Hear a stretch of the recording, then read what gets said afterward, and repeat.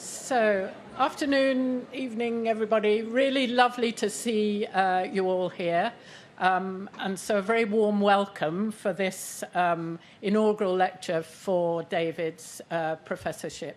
Particularly warm welcome to his family. So his father and brother are here, and Hannah-Lee, his wife, and Lucas and Hannah. So really glad you could come. And then various colleagues from other departments as well, particularly from the diabetes OCDEM. So really warm welcome to all of you. And we're looking forward to hearing about the complications of diabetes from David's perspective. I can take a little bit of credit for the fact that David is here because about 10 years ago, he's been here about 10 years, as that's in the department about 10 years. I heard him speak at a meeting.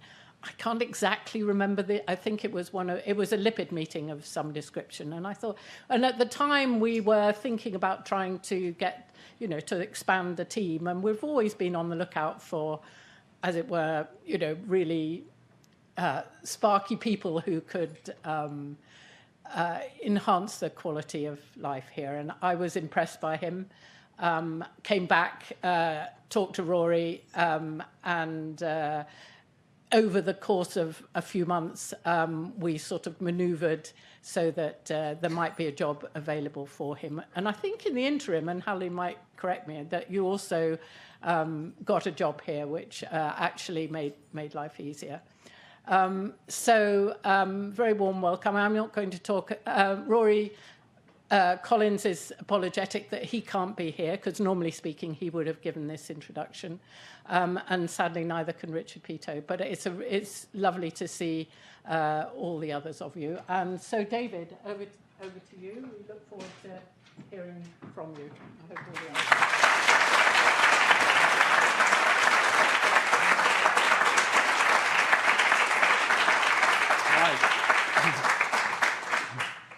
Well, firstly, thank you everybody for coming, and thanks also to the organizers for putting this all together. Greatly appreciated. I'm going to loosely stick to this title of really diabetes, but really blood sugar, lipids, and go a little bit beyond that as well. But mainly I'm going to try and tell a little bit of a story, but I appreciate you giving up your early evening. I also know some of you are racing down the hill to be at the MSc dinner tonight, so make sure you're in time for that. So to start, the story goes back to South Africa. Obviously, this is where I'm from. Born down in Port Elizabeth, these days also known as Kabeja. And my dad worked for Ford, Mazda, Samcor, big automotive industry. And up to the age of 10, that kind of took me up and down the road a lot as a family.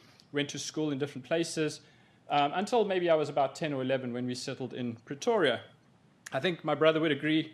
My parents were very generous, gave us a lot of support. We were allowed to do really whatever we wanted to do. They gave us a lot of freedom, and I think they aimed really high for us. And here's a good example. This is me, I think, coming up to maybe about 1. My mum, in her wisdom, had entered me in the Dutch Reformed Church baby show somewhere. Probably the only time I was ever in a Dutch Reformed church, but anyway, I was entered. And you guys won't understand that, but that means I came in with a solid 3rd prize. There may have only been 3 entrants. I honestly don't know. But my mom would have been as proud of this as of anything. I would have been the best 3rd prize that ever was awarded for anything. Taking me on to preschool. This is thanks to my dad for digging some of this stuff out. But, age 4 or 5, we're living in Port Elizabeth. Often when I think you think of yourself when you're young and you end up with a somewhat erroneous picture of yourself. I picture myself as being pretty shy, retiring, not wanting to speak to adults. And these letters kind of suggest that in the report.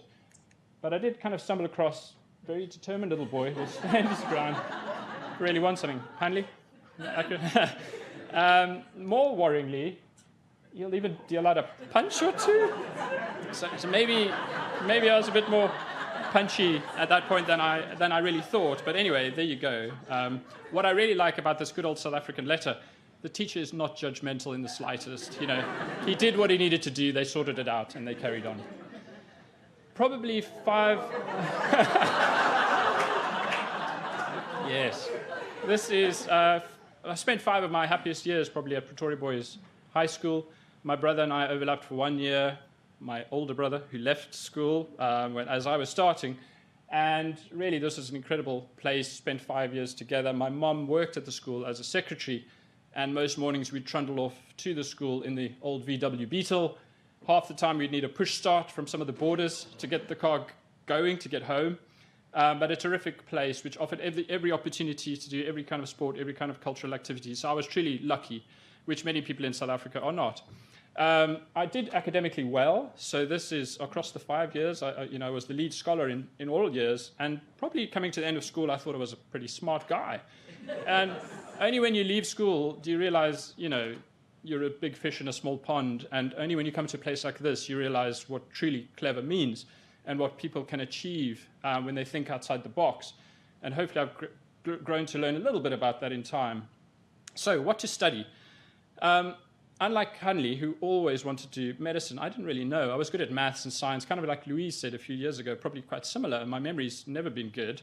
Couldn't remember biology, but I did okay at it. But I, anyway, gravitated towards doing medicine, and that's what I ended up doing.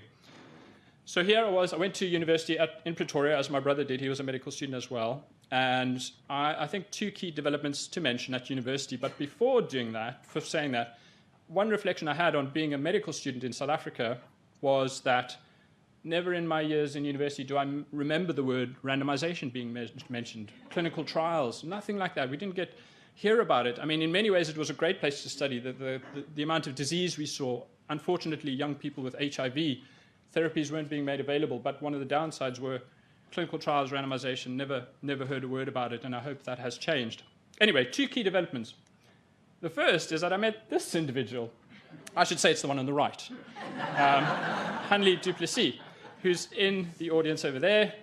And Hanley and I and a group of friends studied together, studied medicine, and eventually this is us graduating at the end of 2000. And my father, I don't know how much he's aware, but when we really should have been in lectures, we were spending far too much time in the LC de Villiers pool, swimming up and down and having a terrific time. But I think the other thing to mention, and not something I've said in a talk before, and I say it to refer back to later, is I started to feel pretty lousy, unwell, at the end of my 4th year of university into 5th year, couldn't figure it out, losing loads of weight, and eventually diagnosed myself as having type 1 diabetes. Now, I don't mention this because it's particularly unusual. In fact, there's quite a lot of people in the department who have the same. But I'd always dismissed the idea that it played any kind of role in my academic life until I've kind of thought about it in the last few years and realized actually it's played quite a pivotal part of that, which I'll come back to a little bit later. Anyway, coming to the end of university, Hanley and I now need to decide what are we going to do, and what we decided to do was kind of maybe go and see somewhere else in the world. We didn't have fixed life plans. It wasn't some big strategy, but we thought, well, why don't we look into working overseas somewhere? And so we did. We headed off to Scotland. This is us, one huge hiking bag each, nothing more, apart from an old laptop that her dad had kindly given to us to keep in touch. And we headed off to the town of Airdrie in the east of Glasgow, where, unbeknownst to me, the heart protection study would have been going on at that point in time. So this is what Monklands Hospital looks like. This is looking down from the doctor's residence down to the walkway in between the main hospital and the infectious disease unit and renal unit on the right. Except when we got there, it was February, and it looked like that. And I don't think either of us ever said it, but we were probably working there thinking, what we got up to here? We've left the sunshine. This is going to be tough. But actually, what we found was all the staff working there, the nurses, they were all local. There was something gritty but lovely about working there, and I think we got to meet international doctors as well and had a fantastic time. From there, we started really what is essentially the nomadic life of a junior doctor, which we all go through. Those of you who've done medicine will know this. You have to arrange posts one after the other and kind of move around. So we started off in Airdrie over there, and notably me and Hanley are trying to find posts together in different places, which is not simple either. We next moved down to Ayr Hospital on the southwest of Scotland, beautiful place overlooking Arran to the west. Then I got a job in medicine up in Aberdeen Royal Infirmary, up in the northeast, up in there. And Hanley luckily managed to secure a post to start her career in anesthetics. But what's notable about being in Aberdeen was that I met a Dr. John Olsen. Now, John Olsen is somebody who was at the time developing Scotland's national diabetic eye screening program.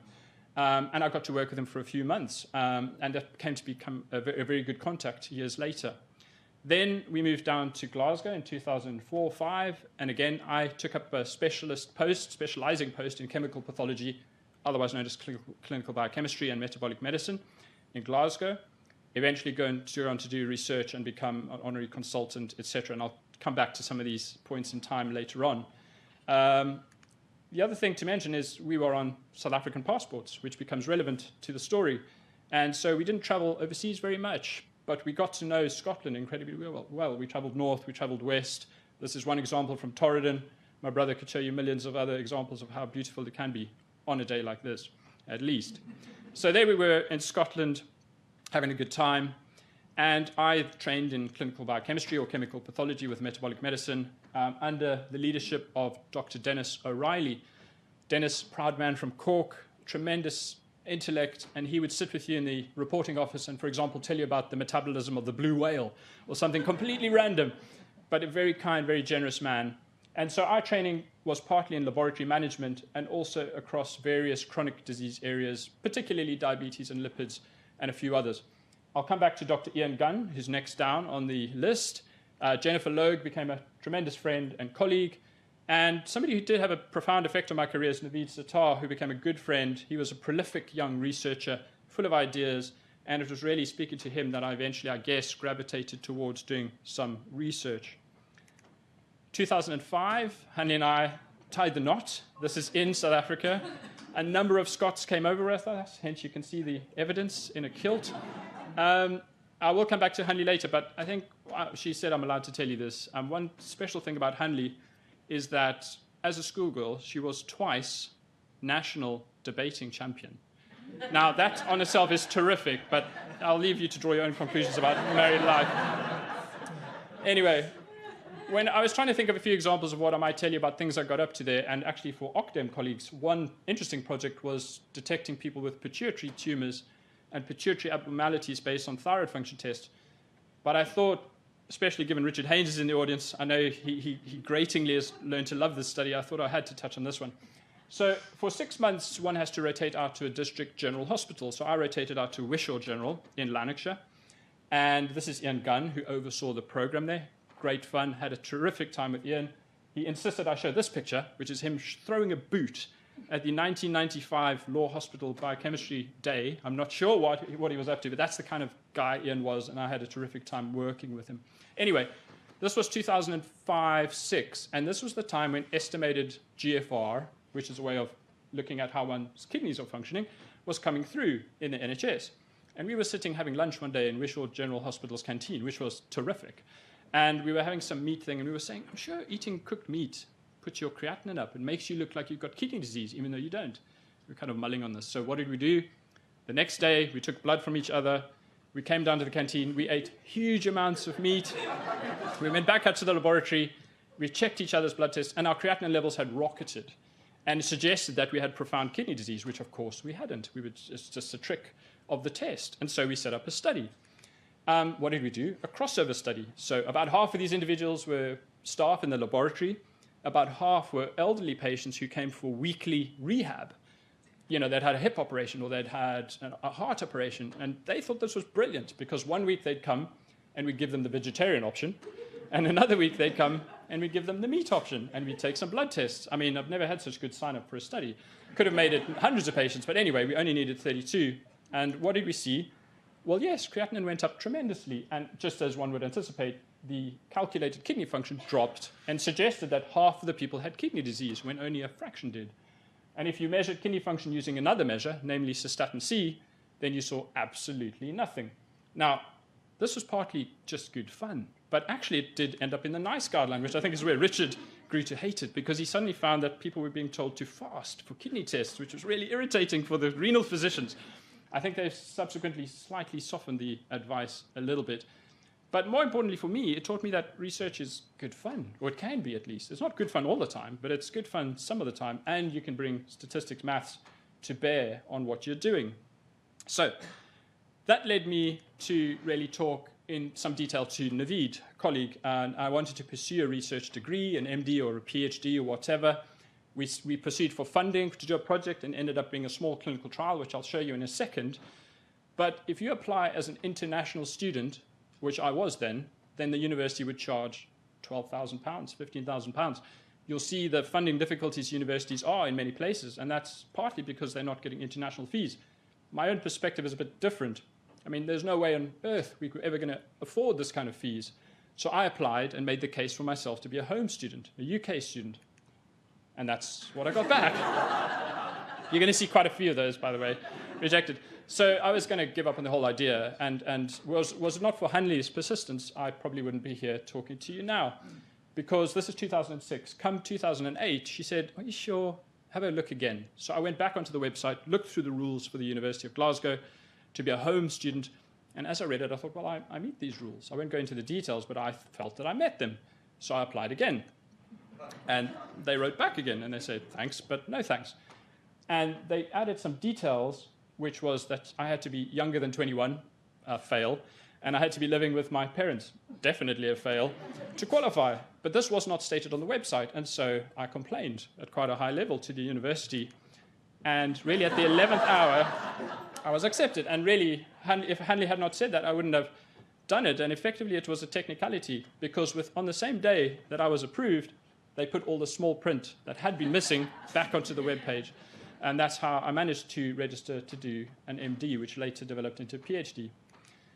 Now, my PhD was intended to be this small clinical trial, but things change, as they always do. And actually, this trial, which I did, ended up not even featuring in my PhD. But nonetheless, it taught me a great deal. So this was a trial called CAMERA, which is a study of metformin, the world's most widely used type 2 diabetes medicine, largely used due to the Diabetes Trials Unit. Some of colleagues are here from that.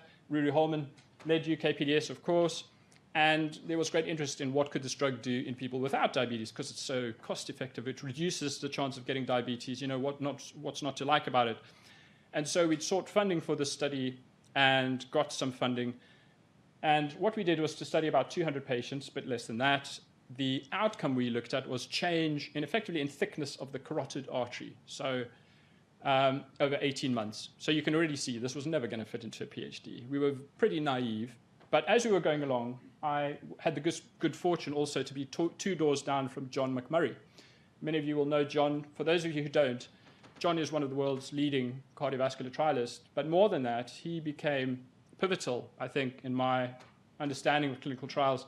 Just like Richard Pito, Rory Collins, Jane, Colin, Martin, Louise, people here make one want to do trials and understand why. John was that figure for me. Also Paul Welsh, friend and colleague there. Now, the clear problems in this trial, as I'm sure Jane will be sitting there shaking her head, is far too small, and the outcome is not ideally suited to metformin either. So it had significant problems, and lo and behold, it showed nothing, of course. Carotid IMT did not change. We saw about a 3-kilogram reduction in weight. And I'm aware that often one can say about trials, yes, of course, we want trials to be big, fully powered. That's how you answer and nail questions, and I hope I've now grown to achieve that. But nonetheless, I learned a lot from this. I learned how you get things wrong. I learned from the very first stage how you apply for a trial, how you get funding, how you recruit badly, you know, all the effort that goes into recruitment, how you have to keep people coming back, how you've got to wrap up at the end, data queries, sorting out data. So I learned a huge amount. And even though the primary trial was a flat negative, it also led to other outputs. So, for example, we were able to demonstrate that taking metformin in people without diabetes leads to quite a marked increase in levels of GLP-1. You'll know about GLP-1 receptor agonists and weight loss and all that. So this is independent of weight, not explained by weight loss. And even better for me, our trial samples became pretty valuable for a Nature paper, which was led by colleagues from Cambridge. They were trying to understand, how does metformin work? How does it lead to weight loss? And the trial really showed a profound increase in levels of this marker GDF15 to do with energy intake. Anyway, I won't go into more further than that, but it taught me a great detail and piqued my interest in doing clinical trials in the future. So, as I said to you, this turned out to be far too long to insert into a PhD, which had been the initial plan. And so I was working on a bunch of other things with Naveed and other colleagues. One of them is there's a lot of statin trial data in Scotland, in Glasgow in particular, and the Jupiter trial was reported. So Jupiter was a very large trial of rosuvastatin, about 18,000 participants, and it showed clear-cut cardiovascular benefit, beautiful result. Rory Collins was chair of the DMC, I think. But anyway, there was this interesting finding where they found an increase in the number of people developing diabetes, higher on rosuvastatin than on placebo. This was unexpected. In fact, they hypothesized it would be the exact opposite. And so, who was to know? Was this a chance finding? We weren't quite clear. And so initially we cobbled together a kind of fairly poor meta-analysis of published data. I think I might be right. Robert Clark might have reviewed this paper at some point. I don't know if it's you, Robert. But anyway, we got feedback, and never was feedback so valuable, because what I hadn't really thought we could do was to build a collaboration and get loads of unpublished data. And I learned a lot, because that's what we did. So we got loads of trial data from the big statin trials, published, unpublished. We then went on and looked at the more versus less intensive statin trials. So across them, 18 trials, 130,000 participants worth of data, loads of cases of diabetes. And we found this result that there was a 9% increase of statin versus control for diabetes and 12% more versus less intensive. This got a lot of attention. Some of it was misleading. We tried to really argue the case that the cardiovascular benefits were profound and that this was, yes, a knock-on side effect, but far less important. That didn't always come through in some of the media coverage. But anyway, it gave me the opportunity to work with Naveed closely and with Kosh Ray, who at that point was at Cambridge. Anyway, this left me thinking, again, this is randomized data. It's really powerful to work with. This is kind of what I would like to do in the longer term. So what should I do? What's the next thing you do? You apply for a fellowship, or at least you try. So that's what I tried to do. I had this bright idea I was going to apply for a fellowship. And so I applied to the MRC, the British Heart Foundation, the Wellcome Trust, with my great idea. My great idea, frankly, wasn't that great. That was to effectively do insulin clamp studies. Some of you will know in detail what insulin clamp studies are, many of you won't, but effectively you pour in amounts of insulin and glucose into a participant, and you take samples and you try and figure out whether it's the liver or the skeletal muscle that is to blame for somebody becoming more insulin resistant. I thought that'd be quite a neat thing to try and figure out with statins. But ultimately, for the MRC, at the time I was gutted because they award 10 of these each year. It's quite a prestigious fellowship. I came 11th, and nobody fell out. And at the time I was pretty disappointed, but frankly, never has a rejection turned out so well. I would have been very poorly suited to doing this kind of study. This is intricate pouring in of careful amounts, and frankly, it wouldn't have answered the question. So ultimately, these rejections were good. They were appropriate. They were the correct decision of these panels, even if I didn't see it that way at the time. Anyway, what I quickly learned as well is that there's a lot of other clever people out there who've got better ways to often tackle the question that you're trying to answer. Naveed and I were approached by Professor Haroon Ingorani, a clinical academic in London, and he and his team, as many others were looking into genetic polymorphisms to try and tell if you could pick up the signal for a drug, potential side effects. So in this case, HMGCR is the kind of proxy of statin therapy. So you could look at a big population and just look at people with and without different copies of different forms of the gene to figure out if it told you what a drug might do. And it did indeed show the same pattern. So in this study we published back in 2015, Haroon looked at 2 polymorphisms, him and his team. This is just showing you data from one of them. In fact, this is the less convincing of the 2. But anyway, what you see with these polymorphisms is that the more copies you've got pretty much what you'd expect with a statin. You get these changes in cholesterol, as you might expect. We also saw actually increases in body weight and BMI, and indeed an increase in the risk of diabetes. And Gemma and I supervised somebody a few years ago who took this actually to a whole new level, and other groups have done the same. And it's just a fact. This is indeed a true effect that one sees. I will come back to this example in a little bit later. The other thing I was thinking, and so that was all carrying on, as my PhD was kind of sorted, was out the way, I had to think again, what am I going to do? Clearly not that fellowship, because that had been roundly rejected. But I became more and more interested in large clinical trials, and indeed in complications of diabetes. And probably diabetic eye disease is the thing I'll dwell on most for a few minutes. Diabetic eye disease is the 5th most important cause of blindness in the world, visual loss. In the UK, it's the 2nd or 1st, depending on how you look at it, most important cause in people of working age. And it's pretty tough to deal with. It just kind of progresses, and it's very hard to stop. What might you do? Yes, you need to control blood sugar. You need to control blood pressure. Far more easily said than done in reality, as many of you clinical will know.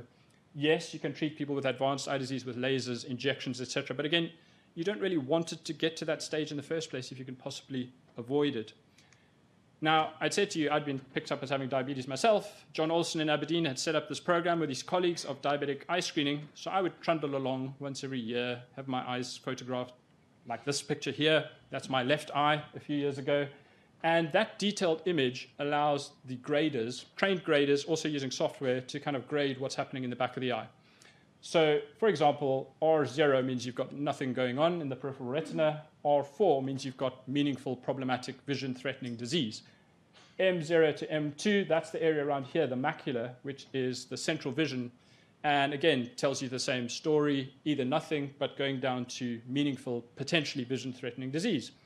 And I would always look at this, and I would kind of look over the images of myself to try and get an idea what's going on. Could I see anything? And it always struck me that this really looked like it could deliver a clinical trial. The difficulty was, what's the intervention?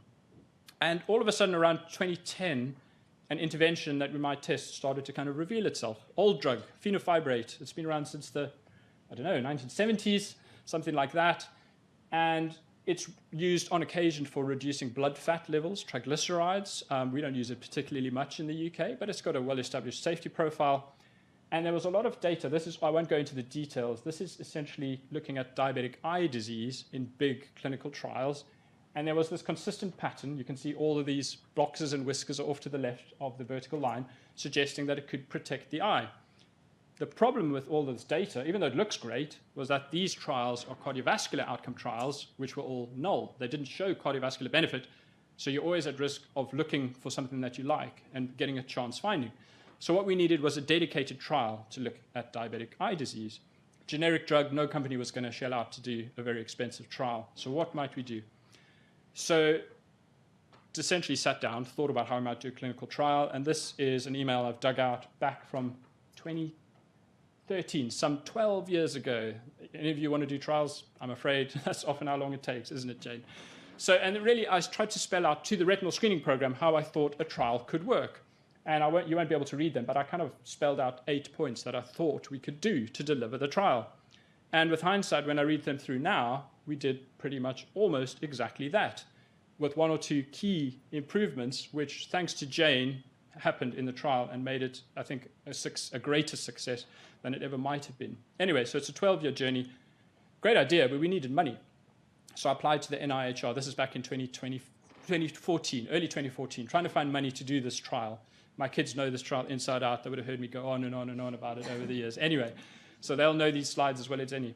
But then, as Jane mentioned, a pivotal date arrived in my life, really, which was the 18th of September 2014. 2 things happened on this date. The first was the Scottish referendum. And that is the less important of the 2, for me at least. Anyway, it was electric in Scotland. I mean, this was very exciting, you know. But on that date, I was down here because Jane and Louise had invited me to come and do a talk at the CTSU collaborator meeting. I was talking about statins to Rory and Jane and Colin. I don't know. You didn't warn me. Anyway, that's quite a formidable audience. But anyway, as I was talking, Rory was looking stuff up about the heart protection study, which I found pretty scary at the time. But anyway, that evening after this, I sat in Keble College Hall, where dinner was served. Fantastic. And I was looking around thinking, this is very strange, but very nice. I sat with Jane for hours, and Jane talked with me about clinical trials. And, you know, I wanted to do clinical trials, and it became obvious that this group of people knew what trials were about and gave the opportunity to learn about how to do things properly. So Hanley and I, one of the many decisions we made together, we debated at length what we're going to do. Should we do it? Should we go? And ultimately we did. And as Jane said, Hanley, far more organized than me, had already sorted out a job by the time I even had an interview with Jane and Martin and Sasha, I think, might have been on the panel from memory. I can't quite remember. Anyway, we made the decision to head south, not just a hiking bag anymore. Now we've got Hannah, aged just 6, Lucas about to turn 4, 2 very old Volvos, and truckloads of stuff. Heaven knows where it all came from. Anyway, we headed south, but I've underlined the date because this is very important. 14th of August, 2015.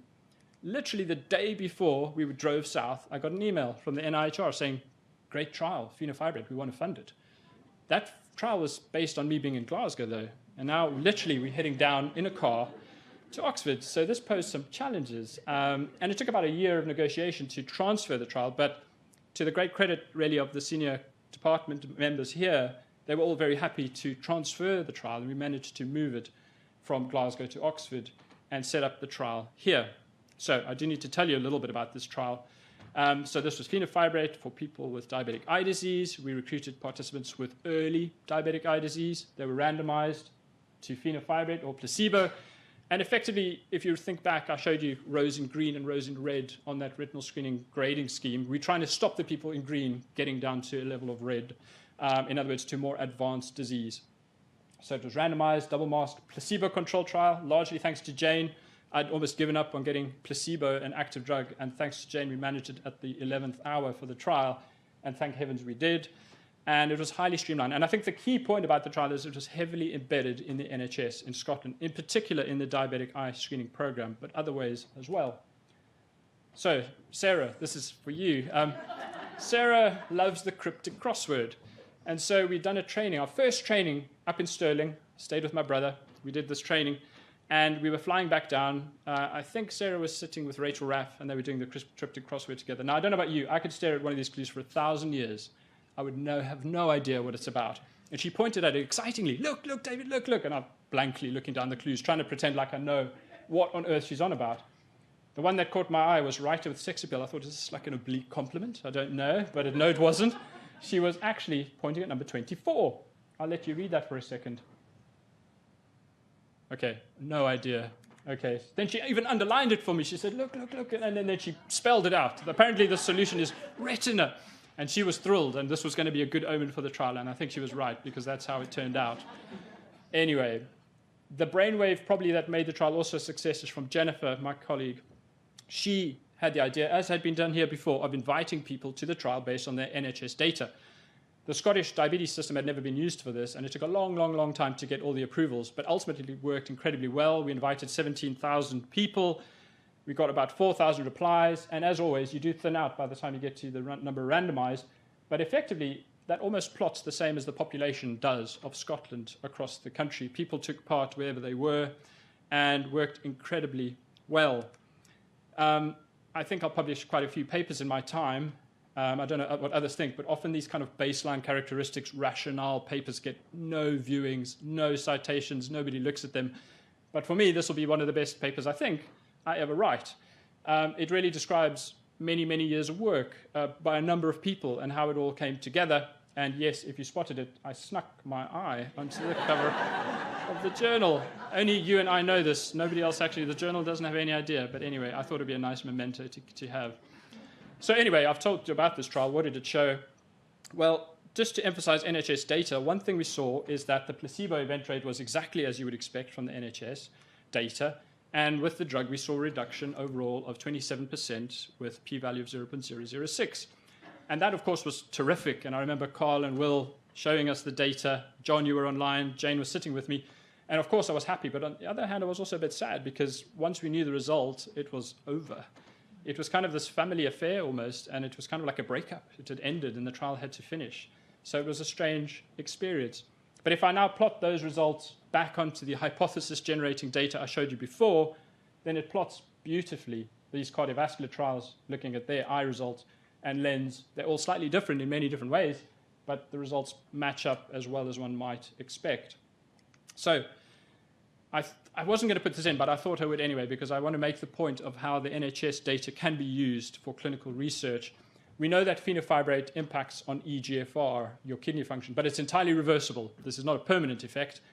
But what the trial enabled us to do was to get data from all blood tests conducted from all our participants, from their GPs, from hospital clinics, and with some statistics with John and Rachel Wade.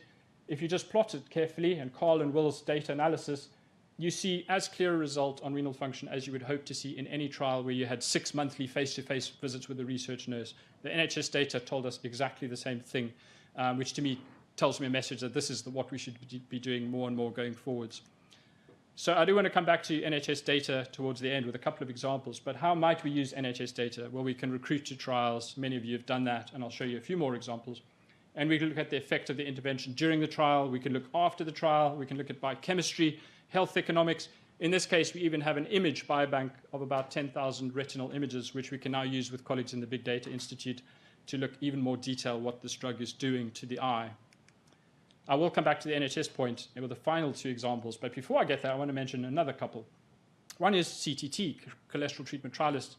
I'd already said to you I'd worked with statin trial data, but what I'd done in Glasgow was pretty simplistic. It was summary data. The statistics are very straightforward, and working with individual participant data is that much more valuable. And I was able to get involved with the CTT group led by Colin, Rory, Jane, John, Kirsty, Lisa Blackwell doing statistics along with the Vogue team, and they tackled the same question: what does statin do to the risk of developing diabetes? And what you see, and what they were able to demonstrate, which I never could years before, was that this effect is really targeted at people who are already at the very threshold of developing diabetes. It's almost like you're taking the bell curve of HbA1c and just nudging it to the side so that a few more people get tipped over the diagnostic threshold. It's not that people with, frankly, normal blood sugar are getting pushed over to frank diabetes. That's just not the case. And it was this kind of careful thinking that I've experienced and learned from with this group that I think I've gained a lot from. The other example I will touch on very briefly was a trial that I only played a small role in up front, but generously Will and Richard, when they've done this talk in years gone by, have mentioned my role, and it's very small up front, but I had a role just to play in designing some of the protocol and some of the thinking behind it. But after that, I didn't. But very generously, this group of individuals and the collaboration kept me involved, which was very kind. They did all the hard work, and I managed to just kind of scoop off some of the benefit later on. Colin and Martin were co-chairs of the steering committee, Will as chief investigator, Richard as co-PI, and Rajiv, just like Sarah, before having been a terrific trial manager in Lens and Karen taking over from her, Rajiv also ran this like clockwork. This trial ran like clockwork through the COVID pandemic, thanks to the effort from all the people working on it. I won't go into the details of the outcome, cardiovascular death, or the worsening of kidney disease, but this was a trial looking at the SGLT2 inhibitor empagliflozin. It had shown potential benefit in other studies, but I think I was most interested in people with diabetes in this trial. I'd thought of it as a diabetes drug, but really what Will did, and Richard, was to pursue the idea of testing this drug not just in people with diabetes, but in people without diabetes. Only one other study had really done this to any extent before, and how right they were, because yes, overall the trial showed a really positive result. It's led to multiple approvals around the world thanks to their efforts. But what I haven't shown you is they also showed benefit not just people with diabetes, but also those without diabetes, which I think is a pivotal treatment now for people with chronic kidney disease. So I've got two final examples. The Orion 4 trial. One of the problems with cardiovascular trials is they take blooming ages to do. And so I don't have many results to show you now. I'm just going to show you two projects which are ongoing. Orion 4 is a trial of the 6-monthly cholesterol-lowering drug, inclisiran, very exciting drug, compared to placebo in over 15,000 participants with established cardiovascular disease to look at the occurrence of cardiovascular events. Louise is the lead investigator, chief investigator. Marion and myself are co-PIs. Liz Wincott is the tremendous trial manager who keeps all the balls in the air somehow. I don't know how she does it. Rory is chair of the steering committee, and Jane and Martin also part of the trial in the steering committee, along with colleagues from the TIMI group in Harvard. Now, what example could I show you? This example is really largely due to Marion, and that is, how do you recruit heavily in one country? And what we have managed to achieve, largely thanks to her thinking, is to randomize over 13,000 patients just in England, Scotland, and Wales, largely through collaboration with the NHS. Sometimes I worry a little bit about people in the department. I think they're so used to seeing UK Biobank, 500,000, Kaduri Biobank, 500,000, around 13,000 randomized. This is very unusual. Okay, few places in the world, if any, achieve this kind of recruitment. It's phenomenal. And each dot here represents a site and the number of patients. I know Richard's at the back, Richard Bobilia. I'll say it before him. That's Cheltenham, who have randomized over 300 participants. This is a very strange thing. And it serves its credit to everybody in this room and the many others around the country for making it happen. Average site size in the UK for this trial, 130 participants. How might I convince you that this is unusual? Okay, don't worry about all the detail, but I'll just point you. This is my comparison of Orion 4 to the typical big pharma trial that's been done in the last 10 years of the most commonly used big drugs that have come through. Probably over here. Average big pharma trial, 15 patients per site, if you're lucky. Orion 4, over 80. If you look at just the UK, because we work in the US as well, 130. That means that the nurses work on the trial, they know it inside out. When the nurse rings you up and says something is not quite right, you can almost take their word for it because they know the trial as well as we do. So that's Orion 4. The final example I'll give is that of the Ascend Plus trial, which is ongoing at the moment. So Ascend Plus is a trial which seeks to randomize 20,000 patients, randomized into either oral semaglutide, the GLP-1 receptor agonist, or to placebo, looking at individuals with type 2 diabetes, looking at cardiovascular outcomes, but also a number of other outcomes beyond this. These drugs are being tested in, you name it, Parkinson's disease, kidney disease has shown benefit, liver disease, and we'll have the opportunity to look at all of these things. But what makes the trial unusual is that it's closely run with the NHS. We recruit in collaboration with the NHS. In fact, we are dependent on the NHS. Participants choose whether they want to take part on their own device or whether they want to do so in conversation with a research nurse. We post the study drug out to them, and almost all the outcomes that we're interested in will come from linkage to NHS records. Marion and I worked together on designing this through the heart of the COVID pandemic. Also, while she was working on the recovery trial, I'm not quite sure how she managed it. Louise is chair of the steering committee. Richard Borbullia, Isla McKenzie are co-vice chairs. Rohan is clinical coordinator. And again, Rion Fali, just a phenomenal trial manager who manages to keep the show on the road day to day. And of course, there's a number of other of you who are here as well. And I always feel bad about showing a handful of pictures when I know that this is so many people have contributed to the success of these studies. I won't go through this, but just to give you a flavor of the NHS data that we get information on deaths, hospitalizations, attendances at A&E, primary care, prescriptions from their GPs. National diabetes audit data is tremendously detailed, and we'll be able to put this together and figure out what happened to our participants over the next 5 years. Where are we as of today? Well, as of today, I think we've probably randomized about 11,500 patients. We've put into the run-in about 18,000. There's enough patients in the system to reach about 13,000. And I think by the end of the year, we won't quite be finished, but we will be very close to it. And again, this is very unusual. I don't know how else to explain it if you haven't worked anywhere else. These numbers are very strange and a testament to the efforts of many, many people. So, last few slides. The first thing I did want to mention was I've had the opportunity to supervise some postdoctoral students.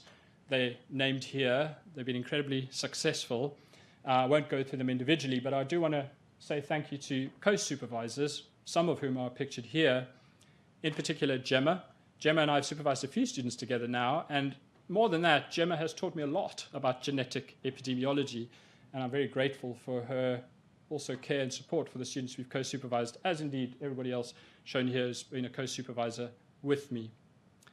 So my last few minutes, I do want to just say a few thank yous, and then I'll stop. First thing is that these big clinical trials are a team sport.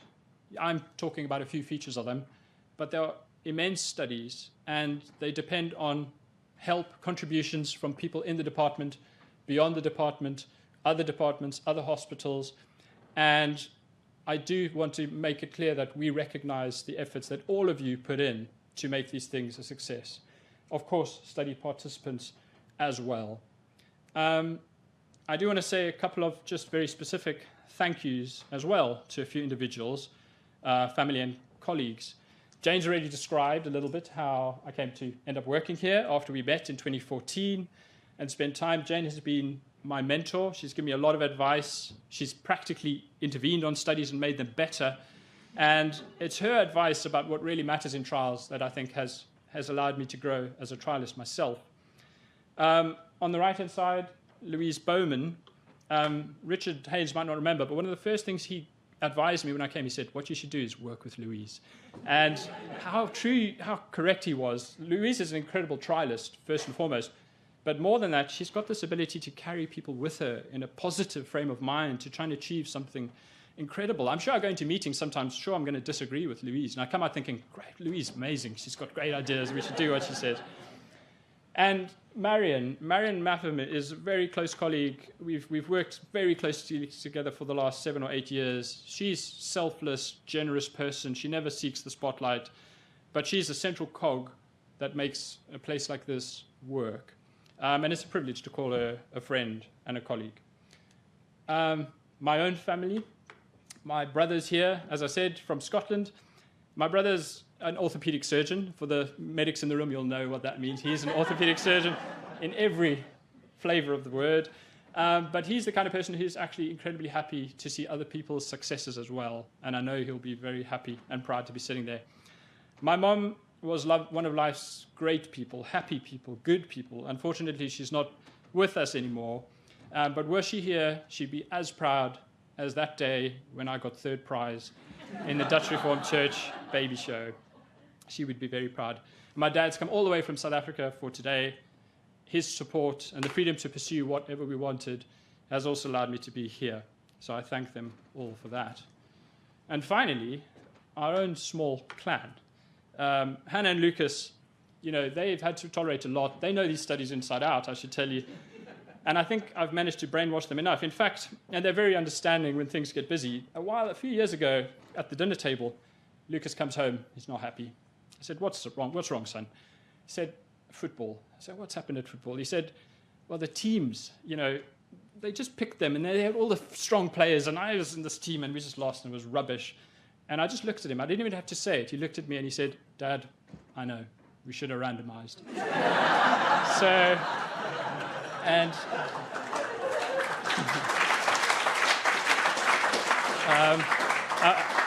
And finally, and most importantly, Hanli. Hanli is a phenomenal individual. She's a consultant anaesthetist. She works with doctors who are struggling all the time. She's the kind of person who comes home from work kind of with thank you cards sticking out of everywhere because patients just love her. Her colleagues love her. She's incredibly generous, wears her heart on her sleeve. She gives life everything. And I've been very lucky to have her in my corner. We've made a number of big decisions together, and I'm sure we'll make a few more. And this is mainly for you.